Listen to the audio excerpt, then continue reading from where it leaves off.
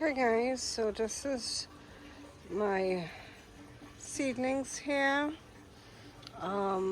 So as you can see, they have now started to catch themselves. So I'm now noticing growth. They're now getting bigger. However, few of them died. So I still have to germinate some more to fill the gap. So I have to germinate some more cabbage and broccoli. But if you look closely, you can see that it is getting big. So you're now seeing some growth.